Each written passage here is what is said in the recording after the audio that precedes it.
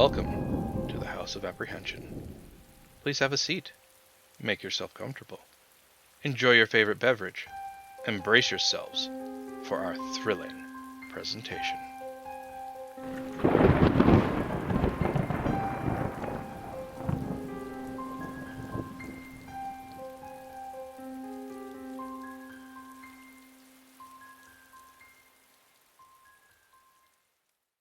The Outsider by H.P. Lovecraft. That night the Baron dreamt of many a woe, and all his warrior guests, with shade and form of witch and demon and large coffin worm, were long benightmared. Keats. Unhappy is he to whom the memories of childhood bring only fear and sadness. Wretched is he who looks back upon lone hours in vast and dismal chambers, with brown hangings and maddening rows of antique books, or upon awed watches in twilight groves of grotesque, gigantic, and vine-encumbered trees that silently wave twisted branches far aloft. Such a lot the gods gave to me, the dazed, the disappointed, the barren, the broken. And yet I am strangely content, and cling desperately to those sere memories when my mind momentarily threatens to reach beyond, to the other.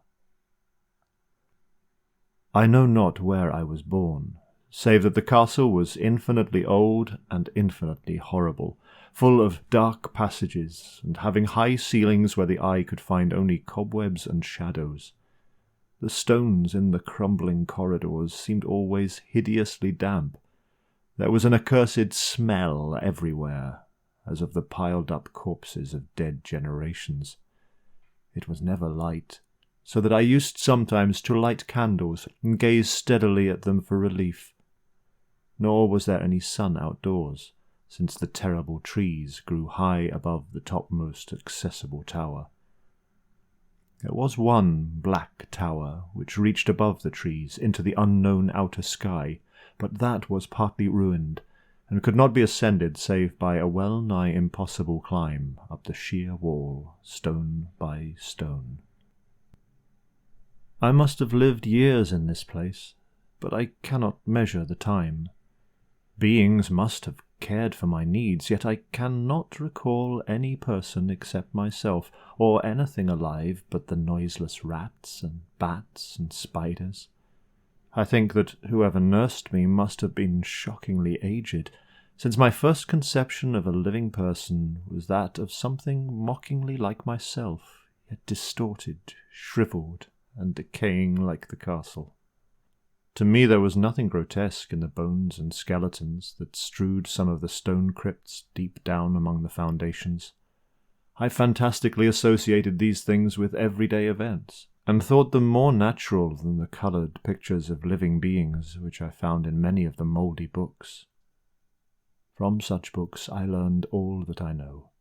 No teacher urged or guided me, and I do not recall hearing any human voice in all those years, not even my own. For although I had read of speech, I had never thought to try to speak aloud. My aspect was a matter equally unthought of, for there were no mirrors in the castle, and I merely regarded myself by instinct as akin to the youthful figures I saw drawn and painted in the books. I felt conscious of youth because I remembered so little. Outside, across the putrid moat and under the dark mute trees, I would often lie and dream for hours about what I read in the books, and would longingly picture myself amidst gay crowds in the sunny world beyond the endless forest. Once I tried to escape from the forest, but as I went farther from the castle the shade grew denser and the air was filled with brooding fear, so I ran frantically back, lest I lose my way in a labyrinth of nighted silence. So through endless twilights I dreamed and waited, though I knew not what I waited for. Then, in the shadowy solitude, my longing for light grew so frantic that I could rest no more, and I lifted entreating hands to the single black ruined tower that reached above the forest into the unknown outer sky. And at last I resolved to scale that tower, fall though I might, since it were better to glimpse the sky and perish than to live without ever beholding day. In the dank twilight I climbed the worn and aged stone stairs till I reached the level where they ceased, and thereafter clung perilously to small footholds leading upward. Ghastly and terrible was that dead, stairless cylinder of rock, black, ruined and deserted, and sinister with startled bats whose wings made no noise. But more ghastly and terrible still was the slowness of my progress. For climb as I might, the darkness overhead grew no thinner, and a new chill as of haunted and venerable mould assailed me. I shivered as I wondered why I did not reach the light, and would have looked down had I dared. I fancied that night had suddenly come upon me, and vainly groped with one free hand for a window embrasure, that I might peer out and above and try to judge the height I had attained. All at once, after an infinity of awesome, sightless crawling up that concave and desperate precipice, I felt my head touch a solid thing, and I knew I must have gained the roof, or at least some kind of floor. In the darkness, I raised my free hand and tested the barrier, finding it stone and immovable. Then came a deadly circuit of the tower, clinging to whatever holds the slimy wall could give, till finally my testing hand found the barrier yielding, and I turned upward again, pushing the slab or door with my head as I used both hands in my fearful ascent. There was no light revealed above, and as my hands went higher I knew that my climb was for the nonce ended, since the slab was the trap-door of an aperture leading to a level stone surface of greater circumference than the lower tower, no doubt the floor of some lofty and capacious observation chamber. I crawled through carefully, and tried to prevent the heavy slab from falling back into place, but failed in the latter attempt. As I lay exhausted on the stone floor, I heard the eerie echoes of its fall, but hoped when necessary to pry it up again. Believing I was now at a prodigious height far above the accursed branches of the wood, I dragged myself up from the floor and fumbled about for windows, that I might look for the first time upon the sky and the moon and stars of which I had read. But on every hand I was disappointed, since all that I found were vast shelves of marble, bearing odious oblong boxes of disturbing size. More and more I reflected, and wondered what hoary secrets might abide in this high apartment, so many eons cut off from the castle below. Then, unexpectedly, my hands came upon a doorway, where hung a portal of stone, rough with strange chiselling. Trying it, I found it locked, and with a supreme burst of strength I overcame all obstacles and dragged it open inward. As I did so, there came to me the purest ecstasy I have ever known. For shining tranquilly through an ornate grating of iron and down the short stone passageway of steps that ascended from the newly found doorway, was the radiant full moon, which I had never before seen save in dreams and in vague visions I dared not call memories. Fancying now that I had attained the very pinnacle of the castle, I commenced to rush up the few steps beyond the door, but the sudden veiling of the moon by a cloud caused me to stumble, and I felt my way more slowly in the dark.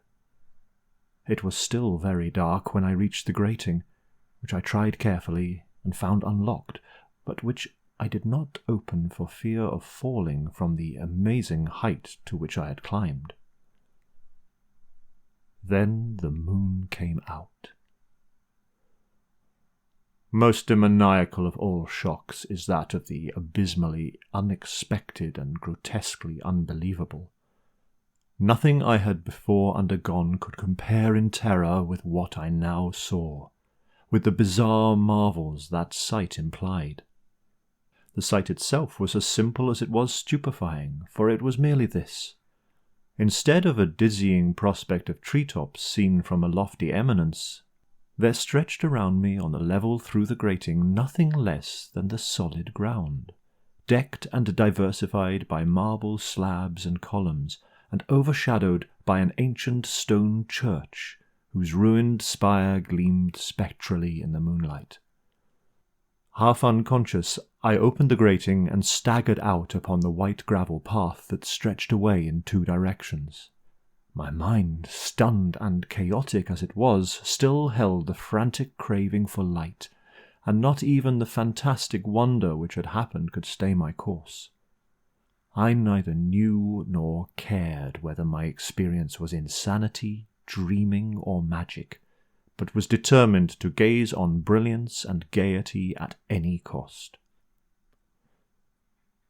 I knew not who I was, or what my surroundings might be, though as I continued to stumble along I became conscious of a kind of fearsome, latent memory that made my progress not wholly fortuitous. I passed under an arch out of that region of slabs and columns, and wandered through the open country, sometimes following the visible road, but sometimes leaving it curiously to tread across meadows where only occasional ruins bespoke the ancient presence of a forgotten road. Once I swam across a swift river where crumbling, mossy masonry told of a bridge long vanished. Over 2 hours must have passed before I reached what seemed to be my goal, a venerable ivied castle in a thickly wooded park, maddeningly familiar, yet full of perplexing strangeness to me. I saw the moat was filled in, and that some of the well-known towers were demolished, whilst new wings existed to confuse the beholder. But what I observed with chief interest and delight were the open windows, gorgeously ablaze with light and sending forth sound of the gayest revelry. Advancing to one of these, I looked in, and saw an oddly dressed company indeed, making merry and speaking brightly to one another. I had never, seemingly, heard human speech before, and could guess only vaguely what was said. Some of the faces seemed to hold expressions that brought up incredibly remote recollections. Others were utterly alien. I now stepped through the low window into the brightly lighted room, stepping as I did so from my single bright moment of hope to my blackest convulsion of despair and realization. The nightmare was quick to come, for as I entered there occurred immediately one of the most terrifying demonstrations I have ever conceived. Scarcely had I crossed the sill when there descended upon the whole company a sudden and unheralded fear of hideous intensity, distorting every face and evoking the most horrible screams from nearly every throat. Flight was universal, and in the clamour and panic several fell in a swoon and were dragged away by their madly fleeing companions. Many covered their eyes with their hands, and plunged blindly and awkwardly in their race to escape, overturning furniture and stumbling against the walls before they managed to reach one of the many doors. The cries were shocking, and as I stood in the brilliant apartment, alone and dazed, listening to their vanishing echoes, I trembled at the thought of what might lurk near me unseen. At a casual inspection the room seemed deserted, but when I moved towards one of the alcoves I thought I detected a presence there, a hint of motion beyond the golden-arched doorway leading to another and somewhat similar room. As I approached the arch, I began to perceive the presence more clearly, and then, with the first and last sound I ever uttered, a ghastly ululation that revolted me almost as poignantly as its noxious cause, I beheld in full frightful vividness the inconceivable, indescribable, and unmentionable monstrosity which had by its simple appearance changed a merry company to a herd of delirious fugitives. I cannot even hint what it was like, for it was a compound of all that is unclean, uncanny, unwelcome, abnormal, and detestable. It was the ghoulish shade of decay, antiquity, and desolation, the putrid, dripping eidolon of unwholesome revelation, the awful bearing of that which the merciful earth should always hide. God knows it was not of this world, or no longer of this world.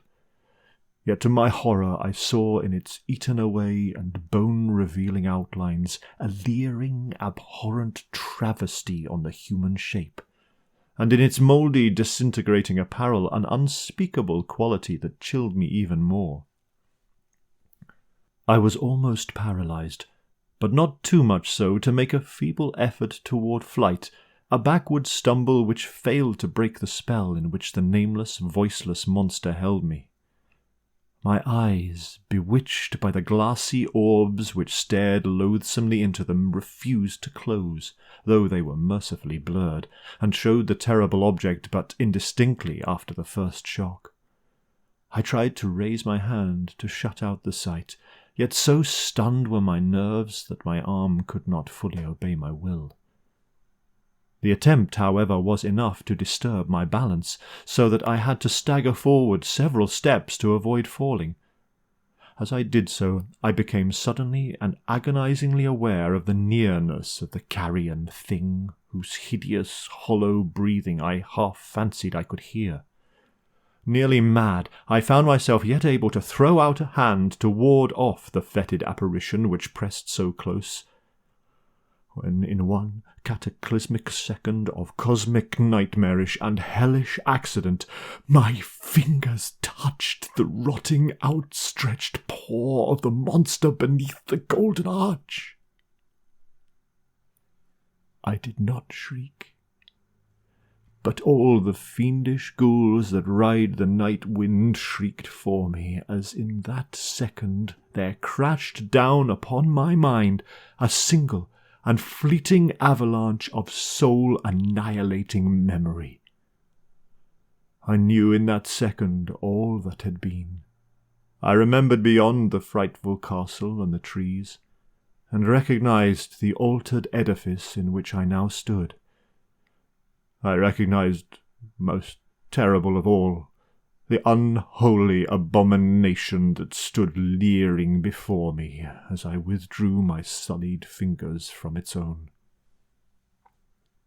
But in the cosmos there is balm as well as bitterness, and that balm is Nepenthe.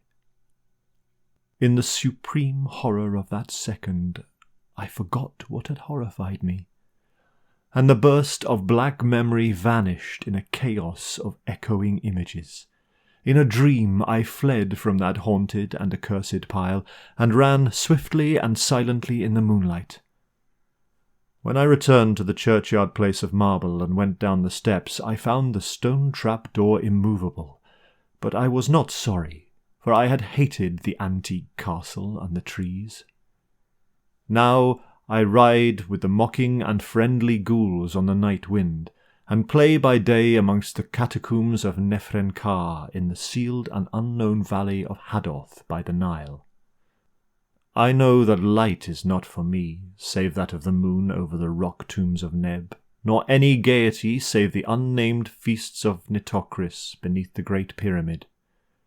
Yet in my new wildness and freedom I almost welcome the bitterness of alienage. For although Nepenthe has calmed me, I know always that I am an outsider, a stranger in this century and among those who are still men. This I have known ever since I stretched out my fingers to the abomination within the great gilded frame.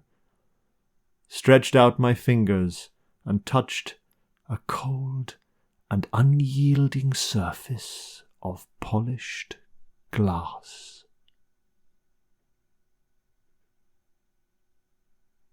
The Outsider by H.P. Lovecraft.